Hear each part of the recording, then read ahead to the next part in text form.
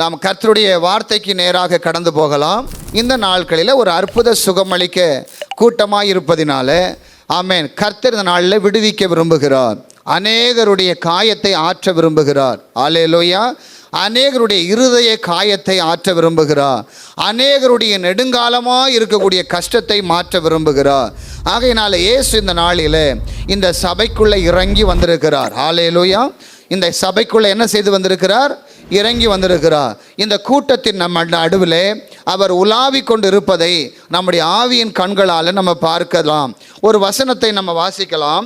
மத்தேயு எழுதின சுவிசேஷம் 9ஆம் அதிகாரம் 36வது வசனம். திரளான ஜனங்களை கண்டபொழுது அவர்கள் மேய்ப்பன் இல்லாத ஆடுகளைப் போல தொய்ந்து போனவர்களும் சிதறப்பட்டவர்களுமாய் என்ன பண்ணவர்களும் சிதறப்பட்டவர்களுமாய் இருந்தபடியினால் அவர்கள் மேல் மனதுருகி தம்முடைய சீசர்களை நோக்கி அறுப்பு மிகுதி வேலை ஆட்களோ கொஞ்சம் என்றார். அல்லேலூயா. நல்ல கவனித்துக் கொள்ளுங்க. இயேசு தன்னுடைய ஊழியர்கள் எல்லாவற்றையும் முடித்துவிட்டு அவர் அந்த இடத்துல கடந்து வரும் பொழுது திரளான ஜனங்கள் அந்த இடத்துல இருப்பதை காண்கிறார். இந்த ஜனங்கள் எல்லாவரையும் இயேசு பார்க்கும் பொழுது அந்த ஜனங்கள் எப்படிப்பட்ட ஜனங்களாக இருந்தார்களாம்? மெய்ப்பன் இல்லாத ஆடுகளைப் போல இருந்தார்களாம். அல்லேலூயா. மெய்ப்பனில்லாத ஆடுகள் எப்படி இருக்கும்? அலைந்து திரியும். மெய்ப்பனில்லாத ஆடுகள் எப்படி இருக்கும்? பாதுகாப்பு இல்லாமல் இருக்கும். மெய்ப்பனில்லாத ஆடுகள் எப்படி இருக்கும்? ஆகாரம் கிடைக்காத ஆடுகளாக இருக்கும். ஆமென். இந்த ஆடுகளைப் போல அந்த ஜனங்களை இயேசு பார்த்தார். இரண்டாவது, அந்த ஜனங்கள் எப்படி இருந்தார்களாம்? தொய்ந்து போனவர்களும். மூன்றாவது, சிதறப்பட்டவர்களுமாய் இருந்தபடியினால் அவர்கள் மேல் மனது உருகினார். அல்லேலூயா. நல்ல கவனித்துக் கொள்ளுங்க. இயேசு நிறைய இடத்துல நம்ம 99% பார்க்கும் பொழுது அவர் செய்த அற்புதத்துக்கு பின்னாடி எல்லாம் இயேசு அந்த ஜனங்களுக்குள்ள விசுவாசத்தை எதிர்பார்த்தார் என்று தான் நம்ம படித்திருக்கிறோம். அல்லேலூயா. ஆனால் இந்த இடத்துல இயேசு அற்புதத்தை செய்வதற்கு ஒரு நோக்கம்.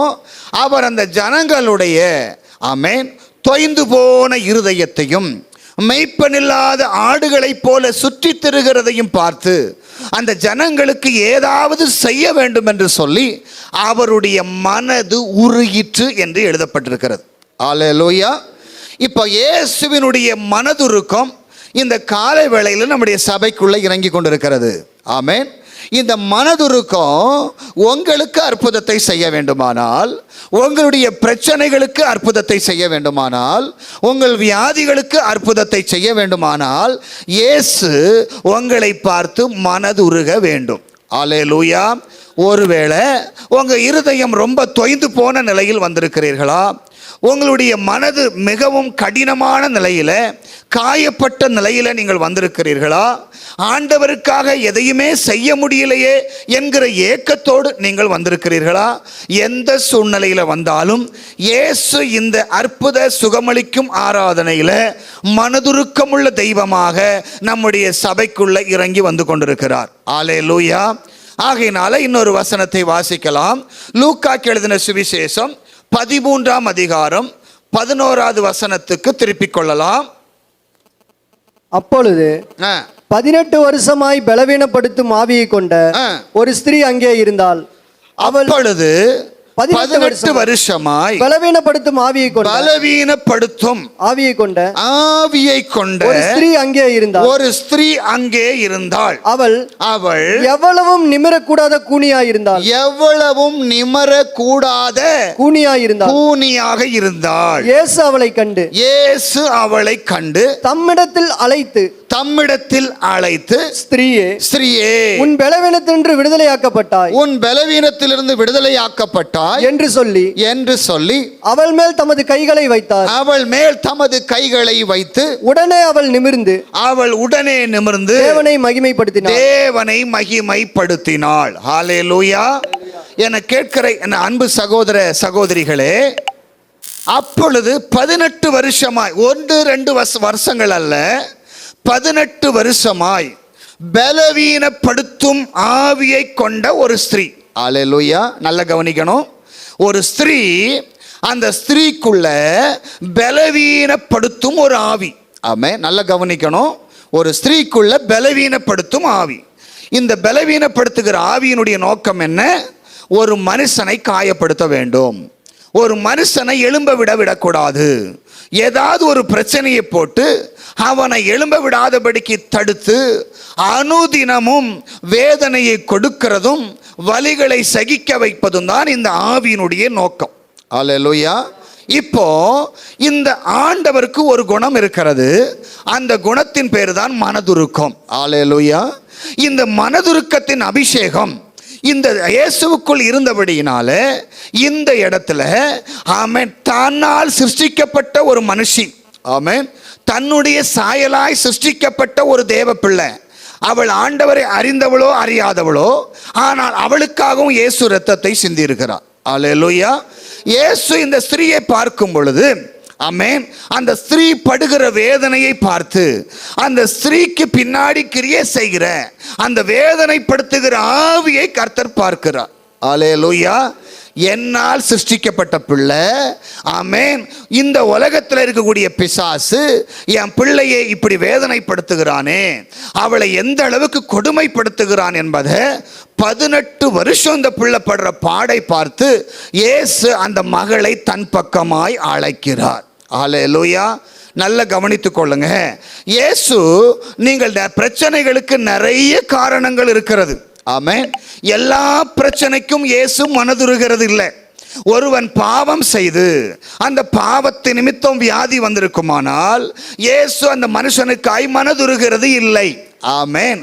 ஆனால் ஒரு பொல்லாத ஆவி, ஒரு வேதனைப்படுத்தக்கூடிய ஆவி, தன்னை ஆராதிப்பதற்கு தெரிந்து கொள்ளப்பட்ட ஒரு மனுஷியை இல்ல ஒரு மனுஷனை அந்த ஆவி கொடுமைப்படுத்துமானால், அந்த ஆவி அவனை பலவீனப்படுத்தி அனுதினமும் அவனை கொடுமைப்படுத்துமானால், அதை பார்த்து கொண்டிருக்கிற நம்முடைய இயேசு மனுஷன் அல்ல, அவர் தெய்வமாய் இருக்கிறார். அந்த தெய்வம் மனதுருக்கமுள்ள தெய்வம். அந்த இயேசு அந்த மனுஷியை பார்த்தவுடனே அவளை தன்னிடமாக அழைக்கிறார். அல்லேலூயா. நல்ல கவனித்துக் கொள்ளுங்க. இந்த ஆவிதான் அந்த ஸ்திரீயை கூனியாக மாற்றி இருக்கிறது. அல்லேலூயா. நல்லா இருக்கிற மனுஷன், நிமிர்ந்து நடக்கக்கூடிய ஒரு மனுஷியை அப்படியே ஒரு பெண்ட் பண்ண நிலைக்கு கொண்டு போயிருக்கிறது என்றால், ஆமென், அந்த மனுஷியை அந்த பிசாசு எந்த அளவுக்கு கொடுமைப்படுத்தி இருப்பான். அல்லேலூயா. இயேசு, ஆமென், இந்த கொடுமையை பார்த்துதான் அந்த மகளை விடுதலை செய்வதற்கு இயேசு தன்னிடமாக அந்த மகளை அழைக்கிறார். ஆமென். இப்போ இதுல நல்ல கவனிக்கணும். ஒருவேளை, ஆமென், ஏதோ ஒரு சூழ்நிலையில ஒரு ஊழியத்தின் நிமித்தமோ, யாருக்கோ நீங்க ஊழியம் செய்த நிமித்தமோ, யாருக்காவது ஜெபித்தது நிமித்தமோ சத்துரு உங்களை பழிவாங்க உங்களை வேதனைப்படுத்தக்கூடிய ஒரு நிலைக்கு நீங்கள் தள்ளப்பட்டால் இயேசுவாலே அதை பார்த்து கொண்டு சும்மா இருக்க முடியாது. அல்லேலூயா. தேவ ராஜ்யத்திற்காக நீங்கள் ஏதாவது செய்து பிசாசினால பாதிக்கப்பட்டீர்கள் என்றால் அதை இயேசு பார்த்து கொண்டு இருக்க மாட்டார். அல்லேலூயா. இந்த இடத்துல 18 வருஷமாக நல்ல ஒரு ஸ்திரீ. அல்லேலூயா. இப்ப 18 வயசுனா என்ன சொல்லுவோம்? நம்ம எல்லாம் பொண்ணுன்னு சொல்லுவோம். அப்ப இந்த இடத்துல ஸ்திரீனா இந்த பொண்ணுக்கு எப்படி இருக்கும்? வயசு எப்படியும் ஒரு 20க்கு மேலதான் இருக்கும். அதனாலதான் ஸ்திரீ என்று அந்த இடத்துல எழுதப்பட்டிருக்கிறது. ஆமென். இப்போ இந்த ஸ்திரீ என்று எழுதப்பட்டிருக்கிற வார்த்தை, இவள் இப்பொழுது கூனியாக இருக்கிறாள். நல்ல கவனிக்கணும். இந்த கூனியா இருக்கிறது பிறந்ததிலிருந்தே இவள் கூனி இல்லை. அதை நாங்க புரிந்து கொள்ளணும். பிறந்ததிலிருந்தே இவள் கூனி இல்லை. அப்படின்னா அவள் வாலிப பெண் என்று தான் அழைக்கப்பட்டிருக்கணும். 18 வருஷமாக இந்த ஸ்திரீக்குள்ள ஒரு பலவீனப்படுத்தும் ஆவி இருக்குமானால் அதற்கு முன்பதாக இவள் நிமிர்ந்து நடக்கிறவளாக தான் இருந்திருக்கிறாள். அல்லேலூயா. அப்படி நிமிர்ந்து நடந்து கொண்டு இருந்த அந்த ஸ்திரீக்கு இந்த பொல்லாத ஆவி அவளை கூனியாக மாற்றி அவளை அனுதினமும் டார்ச்சர் பண்ணியிருக்கிறது. என்ன பண்ணியிருக்கிறது? பயங்கரமான கொடூரமான ஒரு குணம். ஆமென். எப்படின்னா, படுக்க முடியாது, கவுந்து படுக்க முடியாது, நிமிந்து படுக்க முடியாது, ஒரு மனுஷனை நேரே எதிர்த்து பார்க்க முடியாது. எல்லா பகுதியிலையும் அவளுடைய வாழ்க்கை ஒரு குனிந்த நிலைக்கு மாற்றப்பட்ட நிலையில, அவஸ்தைப்படுகிற நிலையில இயேசு அந்த மகளை பார்க்கிறார். அல்லேலூயா. அவள் இயேசுவிடத்தில் ஜெபிக்கவில்லை. இயேசுவிடத்தில் தாவீதின் குமாரனே எனக்கு இறங்கும் என்று அவர் கூப்பிட்டு அவள் ஜெபித்ததா அந்த இடத்துல இல்லை. ஆனா இயேசு அவள் படுகிற பாடை பார்த்து, அந்த பிசாசு அவளை படுத்துகிற உபத்திரவத்தை பார்த்து, அவளுடைய இருதயம் தொய்ந்து போயிருக்கிறதை பார்த்து, இவ ஏன் இப்படி கஷ்டப்படுறா, ஆமே இவள் நிமிர்ந்து நடக்கக்கூடிய ஆளாச்சே, இப்படி இவளுடைய வாழ்க்கை மாறி போச்சேன்னு சொல்லி இயேசு அவளை தன்னிடமாய் அழைத்து அந்த மகளுடைய வாழ்க்கையில ஆமே அப்படியே கரங்களை வச்ச உடனே வாழ்க்கையில் இருக்கக்கூடிய எல்லா கூனும் நிமிர்ந்து இயேசுவை அவள் பார்த்து மகிமைப்படுத்தின இந்த வேதத்தில் எழுதப்பட்டிருக்கிறது. அல்லேலூயா. அப்படி என்றால் முதல்ல அவள் நன்றியை சொல்லுவாள் என்றால், இயேசுவை மகிமைப்படுத்துவாள் என்றால், இவளுக்குள்ள அந்த ஆசை இருந்திருக்கிறது. அல்லேலூயா. வேற எதுவுமே அந்த இடத்துல செய்யல. அவன் நிமிர்ந்த உடனே இயேசுவை மகிமைப்படுத்தினாள். அல்லேலூயா. என்னை கேட்கிற தேவ பிள்ளையே, உங்க நோக்கம் ஆண்டவருடைய நாமம் மகிமைப்படுவதற்காக இருந்தால், அல்லேலூயா, உங்க வாழ்க்கை இதற்கு பிறகு இயேசுவுக்காக ஏதாவது செய்ய வேண்டும் என்கிற எண்ணம் இருந்தால், கர்த்தரே இன்றைக்கு உங்களை ஆண்டவர் உங்களை வாழ்க்கையை நிமர பண்ணுவார். உங்க சூழ்நிலையில ஒரு மிகப்பெரிய மாற்றத்தை அவரே மனதுருக்கமுள்ள தெய்வமாக அற்புதத்தை செய்வதற்காக இந்த இடத்துல இறங்கி வந்திருக்கிறார். அல்லேலூயா. என கேட்கிற என் அன்பு சகோதர சகோதரிகளே, இந்த காலை வேளையில ஒவ்வொரு மாதமும் நம்ம பேசும் பொழுது கர்த்தர் விசுவாசத்தினால ஜெபத்தினால நம்ம நிறைய விடுதலையை வாங்கினோம் என்று தான் பார்த்தோம். ஆனா இந்த இடத்துல மனதுருக்கம் உள்ள கர்த்தர் உங்களுடைய தொய்ந்து போன இருதயத்தை பார்த்து உங்களிடத்துல எந்த எதிர்பார்ப்புமே இல்லாமல் இயேசு விடுவிக்க இந்த நாளில் இறங்கி வந்திருக்கிறார். அல்லேலூயா. நீங்க படுகிற கண்ணீரை, நீங்க படுகிற கஷ்டத்தை, அனுதினமும் தூங்க முடியாமல் வடிக்கிற தூக்கமின்மையை, நீங்கள் தினமும் சம்பாதிக்கிற பணத்தை உங்க வீட்டில் அனுபவிக்க முடியாமல் எல்லாவற்றையும் இழந்து போகக்கூடிய எல்லா சூழ்நிலைகளையும் கர்த்தர் பார்த்து இந்த பகல் வேளையில மனதுருக்கம் உள்ளவராய் இயேசு இந்த சபைக்குள்ள இறங்கி வந்திருக்கிறார். எத்தனை பேர் இந்த நாட்களில 18 வருஷமாக இந்த நாளில பலகீனப்பட்டு இருந்த இந்த மகளுடைய வாழ்க்கையில இயேசுடைய அற்புதத்தை அவள் பெற்றுக்கொண்டது போல நீங்களும் பெற்றுக்கொள்ள விரும்பினார். ஆமென். தேவ ராஜ்யத்திற்காக தேவனை மகிமைப்படுத்துவதே என்னுடைய நோக்கம் என்பதை உங்க இருதயத்தில் நீங்கள் என்ன செய்ய வேண்டும்? ஆமென். தீர்மானத்தோடு அமர்ந்திருப்பீர்களானால் இயேசு நிச்சயமாய் இந்த நாளில ஒரு அற்புதத்தை உங்களுக்கு செய்வார். அல்லேலூயா.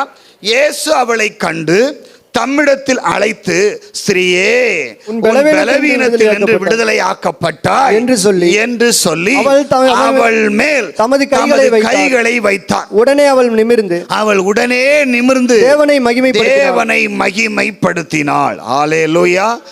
ஒரு பெரிய ரகசியத்தை இந்த இடத்துல நம்ம பார்க்கல. ஒரு யதார்த்தமான ஒரு விசுவாசியா நம்மளை ஆண்டவர் விரும்புகிறார். அல்லேலூயா. ஒரு முதிர்ந்த விசுவாசியாய் எப்பொழுதும் ஆண்டவர்கிட்ட போகணும்னு கர்த்தர் விரும்ப மாட்டார். அல்லேலூயா. ஒரு யதார்த்த மனதோடு கூட, ஆண்டவரே உங்க பிள்ளை வந்திருக்கிறேங்கிற ஒரு மனதோடு கூட இந்த பகல் வேளையில் அமர்ந்திருப்பீரானால் தகப்பன் இயேசு மனதுருக்கமுள்ள தெய்வமாக இந்த இடத்துல அவர் சுற்றி நம்முடைய பக்கத்தில் அமர்ந்திருக்கிறார். அல்லேலூயா. இந்த பகல் வேளையில எத்தனை பேர் இந்த விடுதலைக்கு ஆயத்தமாக நீங்கள் விரும்புகிறீர்களோ உங்களை நீங்கள் ஆயத்தப்படுத்திக் கொள்ளுங்கள். நிச்சயமாய் கர்த்தர் உங்களை விடுதலை செய்வார். இன்னொரு வசனத்தை வாசிக்கலாம். லூக்கா எழுதின சுவிசேஷம் 7ஆம் அதிகாரம் 12 இருந்து வாசிங்க. கர்த்தர் அவளை பார்த்து அவள் மேல் மனதுருகி அழாதே என்று சொல்லி கிட்ட வந்து பாடையை தொட்டார். அதை சுமந்தவர்கள் நின்றார்கள். அப்பொழுது அவர் வாலிபனே எழுந்திரு என்று உனக்கு சொல்லுகிறேன் என்றார். மரித்தவன் எழுந்து உட்கார்ந்து பேசத் தொடங்கினான். அவனை அவன் தாயினிடத்தில் ஒப்புவித்தார். அல்லேலூயா. இந்த இடத்திலையும் இயேசு ஊழியத்தை செய்து முடித்துவிட்டு அடக்கம் பண்றதுக்காக பாடையில தூக்கிட்டு போயிட்டு இருக்கிறாங்க. அல்லேலூயா. நல்லா கவனிக்கணும். இயேசுங்கெல்லாம் ஊழியத்தை செஞ்சு முடிச்சுட்டு, ஆமென், நாயின்ங்கிற ஊரில் ஊழியத்தை முடிச்சுட்டு, ஆமென், ஊரீம் என்கிற வாசலுக்கு உள்ள அப்படி நுழையும் போது இந்த சம்பவத்தை பார்க்குறார். ஆமென். ஒரு சம்பவத்தை பார்க்கும் பொழுது இந்த பாடியை பார்த்து இயேசு என்ன செய்யல? மனதுருகலை. நல்லா கவனிக்கணும். செத்து போன சின்ன வயசுல செத்து போயிட்டானேன்னு சொல்லி இயேசு மனதுருகலை. யாரை பார்த்தால்? ஆமென், அந்த கைம்பெண்ணை பார்க்கிறார். அல்லேலூயா. அந்த பையனுடைய தாயை பார்க்கிறார். அந்த தாய் தன்னுடைய மகன் சின்ன வயசுல செத்து போயிட்டானே, எனக்கு நீ யார் இருக்கா, நான் என்னை எப்படி வாழ்வேன் என்கிற ஒரு அங்கலாய்ப்போடு கூட மனம் உடைக்கப்பட்ட நிலையில அவன் வாழ வேண்டிய வயசுல என்னுடைய பிள்ளையை நான் அடக்கம் பண்ண போறேன்னு சொல்லி புலம்பிக் கொண்டே போகிறான். அல்லேலூயா. இந்த புலம்பலை பார்க்கும் பொழுது நேர இயேசு பார்க்கிறார். இயேசு பார்க்கும் பொழுது இந்த அம்மா அழுதுகிட்டே போறாங்க. அல்லேலூயா. என்னை கேட்கிற என்னுடைய பிள்ளைகளே, கர்த்தருடைய வார்த்தை இன்னைக்கு உங்களோடு கூட பேசி கொண்டிருக்கிறது. இயேசு உங்களுடைய உங்களுடைய இருதயத்தை, உள்ளார்ந்த இருதயத்தை பார்க்கிறார். ஆமென். ஆத்துமாவுக்காக உங்க இருதயம் எப்படி துடிக்கிறது என்பதை பார்ப்பா. ஆமே, வெளிப்படையா நீங்க பேசிடலாம், அதெல்லாம் ஆண்டவர் பார்க்க மாட்டாரு. உள்ள நீங்க குமருகிற குமரலை கர்த்தர் பார்ப்பா. எப்படியாவது மாறினா நல்லா இருக்கும் ஏசப்பா, எப்படியாவது இந்த சூழ்நிலை அப்ப திரும்ப கிடைச்சிச்சுன்னா நல்லா இருக்குமே ஏசப்பான்னு சொல்லி உங்க இருதயத்துல ஒரு குமரல் இருக்கலாம். அதே குமரல் தான் இந்த அம்மாவுக்கு இருக்கிறது. என் பிள்ளை இறந்துட்டான், வாழ வேண்டிய வயசுல அடக்கம் பண்ண போகிறேன்னு சொல்லி அம்மா அங்கலாய்த்து அழுது கொண்டிருக்கும் பொழுது இயேசு அந்த ஸ்திரீயை பார்த்து, நீ அழாதே. ஹல்லேலூயா. என் அன்பு தேவ பிள்ளையே, இயேசு அந்த ஸ்திரீயை பார்த்த உடனே அவள் எப்படி மரிச்சா, எதுக்கு மரிச்சா அந்த பையன், அதெல்லாம் யோசிக்கல. அவளுடைய மனதுருக்கத்தின் அபிஷேகம், அவளுடைய இயலாமையை பார்த்து, அவளுடைய அங்கலாய்ப்பை பார்த்து, அவளுடைய ஆமென் அநாதை என்கிற ஸ்டேஜில் அவள் நிற்கிறதை பார்த்து ஆண்டவருடைய இருதயம் மன உடைஞ்சிருச்சு. அல்லேலூயா. இந்த மனம் உடைஞ்ச உடனே ஆண்டவர் இயேசு கேட்கிறாரு, நீ அழாத. அல்லேலூயா. முதல்ல அழாத, அழுகையை நிப்பாட்டுன்னு சொல்லிட்டு தான் இயேசு பாடையை போய் தொடுகிறார். அல்லேலூயா. இந்த பாடையை போய் தொட்டுட்டு, வாலிபனே அம்மே வான்னு சொன்ன உடனே அவன் எழும்பி உட்கார்ந்தான் என்று எழுதப்பட்டிருக்கிறது. என கேட்கிற என் அன்பு சகோதர சகோதரிகளே, இயேசு இந்த அற்புதம் புது விசுவாசிகளுக்கு மட்டுமல்ல, ஆமென், ரட்சிக்கப்பட்ட நமக்கும் தான் இந்த விடுதலை நமக்கு தேவைப்படுகிறது. அல்லேலூயா. ஆவிக்குரிய வாழ்க்கையில எதையாவது இழந்து விட்டு வந்து உட்கார்ந்து இருக்கிறீங்களா? அபிஷேகத்தை இழந்துட்டு உட்கார்ந்து இருக்கிறீங்களா? கிருபை இழந்துட்டு உட்கார்ந்து இருக்கிறீங்களா? பரிசுத்தத்தை இழந்துட்டு அப்பா கிட்ட எப்படி போவன்னு உட்கார்ந்து இருக்கிறீங்களா?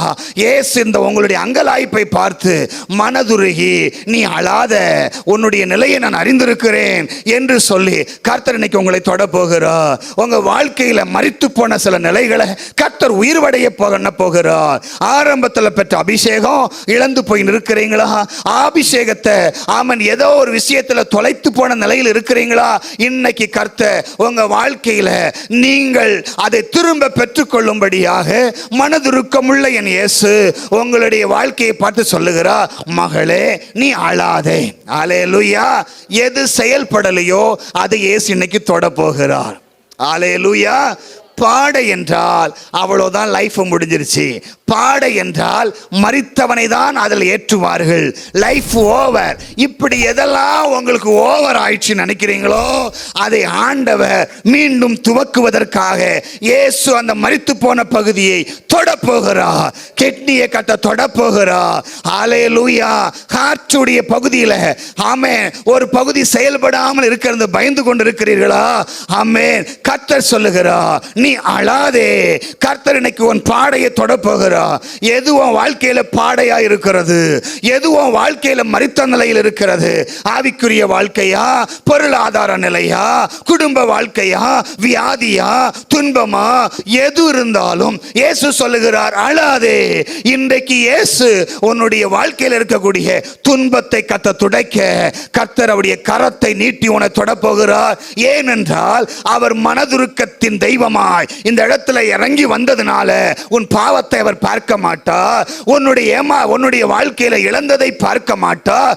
ஆண்டவரை தேடாததை பார்க்க மாட்டார். இந்த மனதுருக்கத்திற்கு முன்பதாக ஆமென் உடனடியாக இயேசு உங்களை மன்னித்து மன்னித்து மன்னித்து மன்னித்து உங்களை விடுவிப்பதற்குத்தான் இந்த மனதுருக்கம் ஓடி வரும் என்பதை நீங்கள் மறந்துவிடக் கூடாது.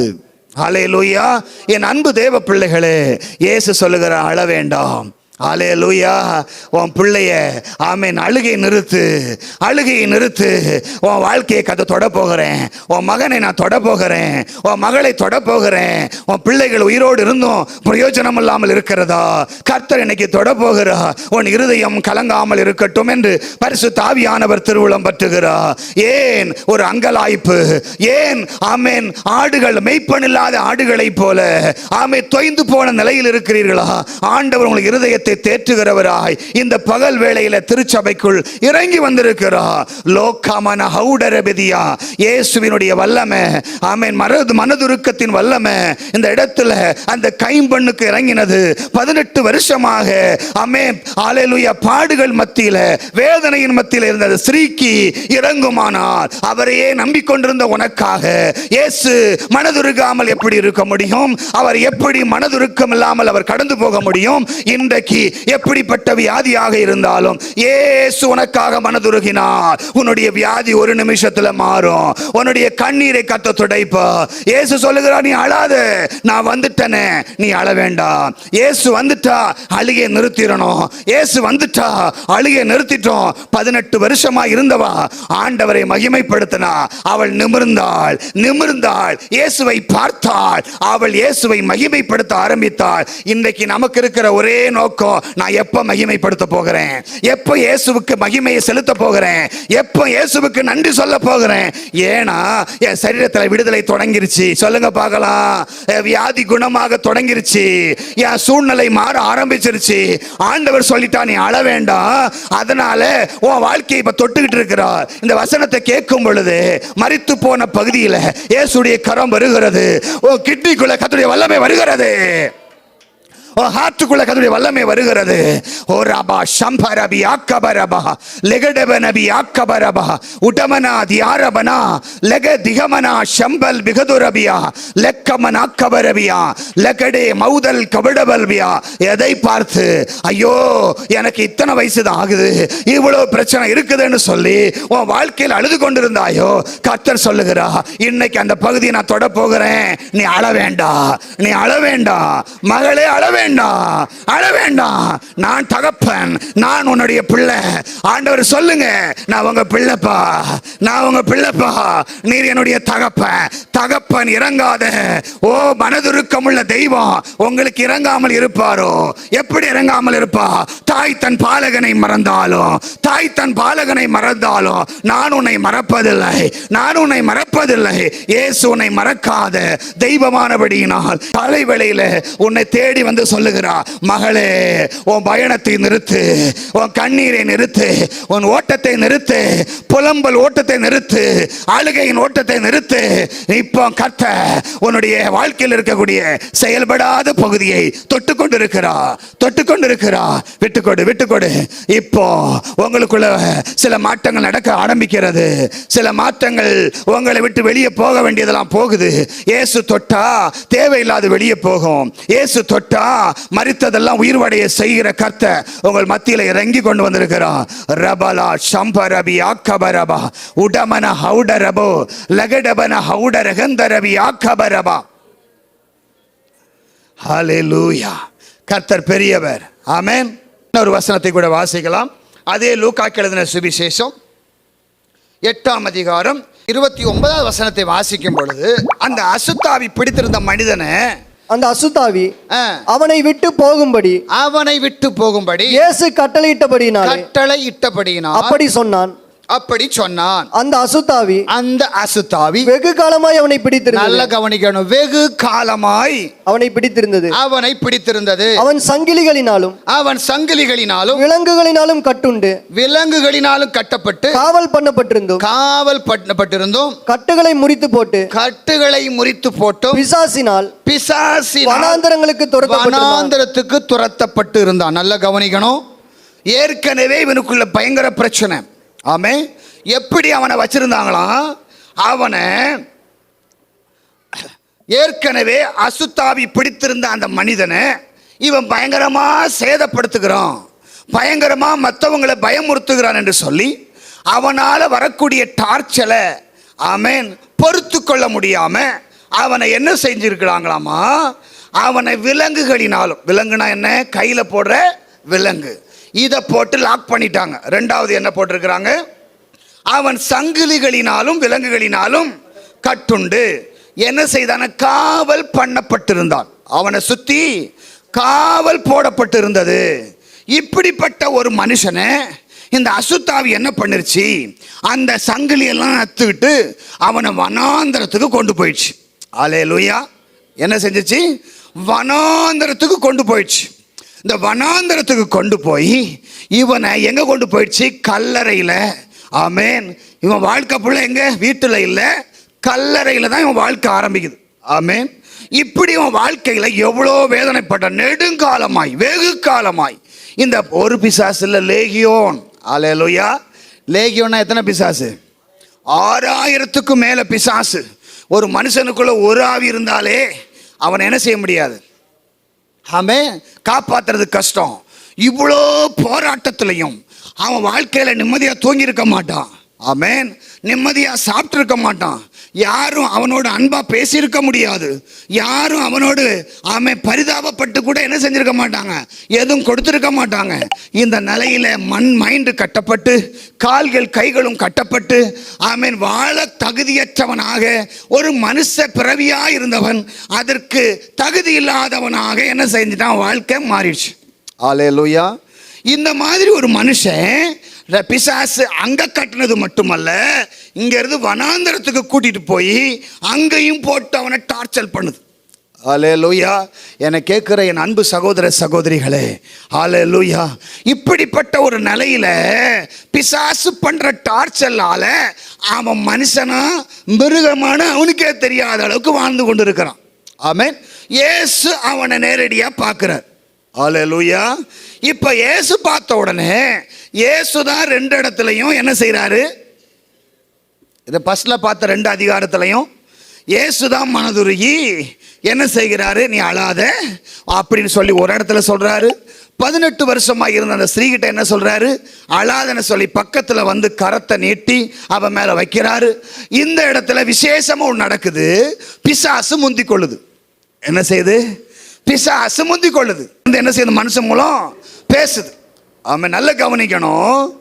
ஆமாம், இவன் இந்த மனுஷனை இத்தனை வருஷ காலமா படுத்தின பாடெல்லாம் ஆமே சகிக்க முடியல. ஆமே, இன்னும் இந்த பிசாசு என்ன சொல்லுது? எங்களை வேதனைப்படுத்தவா வந்தீங்க. அல்லேலூயா. அப்ப நல்ல கவனித்துக் கொள்ளுங்க. உங்களை வேதனைப்படுத்தினவனுக்கு முடிவு கட்டுகிறவர் ஒருத்தர் உண்டு. அல்லேலூயா. உங்க வலிகளை எல்லாம் உங்களால சகிக்க முடியலையா?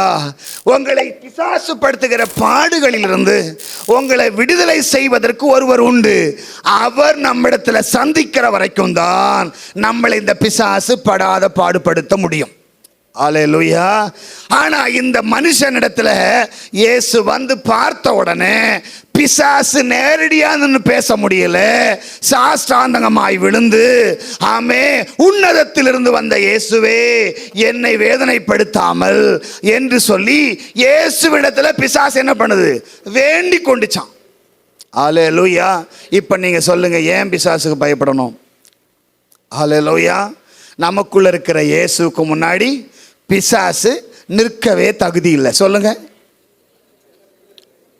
நமக்குள்ள இயேசு இருந்தா பிசாசு நிற்கவே முடியாது, படுத்து தான் பேச முடியும்.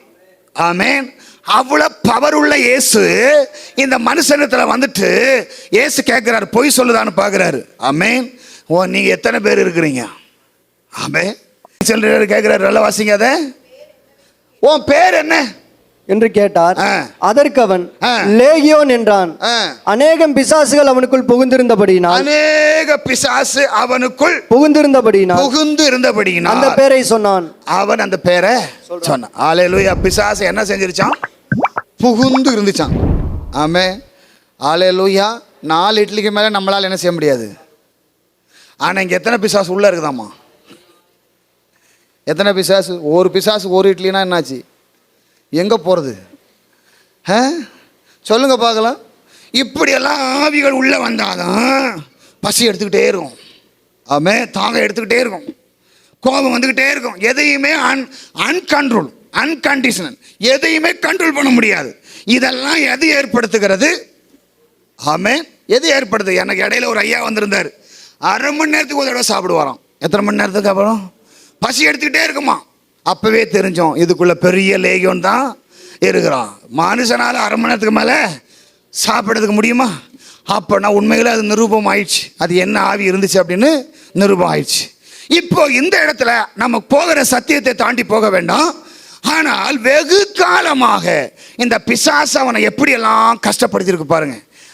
கண்ணை கட்டிருச்சு, சிந்தையை கட்டிருச்சு, காலை கட்டிருச்சு, கையில் விலங்கு போட்டுருச்சு, எல்லாமே போட்டு வீட்டையும் விட்டு துரத்தி வனாந்தரத்துக்கு கொண்டு போயிடுச்சு.